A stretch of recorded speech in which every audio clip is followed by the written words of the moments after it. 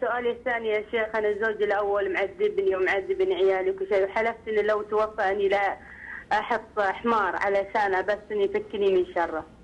شو تسوي؟ ويوم توفى ايش؟ الحين ما أدري أنا أحس أذبح الحمار ولا شلون؟ تذبحين حمار؟ اي انا نذرت على عذابه وعلى سواته فيني. طيب. اي على عذابه فيني وسواته فيني بعيالي، حلفت اني ما اذبح الا حمار علشان بس. اي بس الحمار ما يجوز ذبحه يا اختي، وش تاكلون الحمار؟ ما وين تلقاه؟ لا صار بس نادر. انت شوفي اول شيء ادعي له.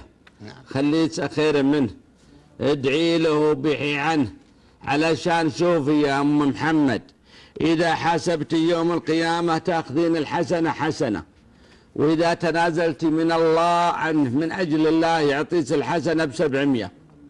انت تبين الريال بريال ولا الريال ب700؟ ربي يقول فمن عفا واصلح فاجره على الله. نعم. اجره على الله، مو على حد، على الله، على الكريم اللي يعطي بدون عد. واما الحمار لا تذبحينه يا اختي، وان كانت تبين اذبحي ذبحا تؤجرين عليه.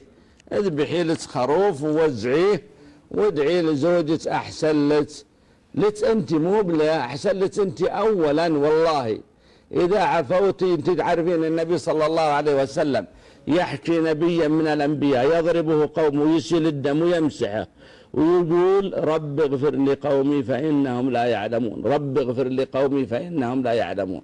نعم.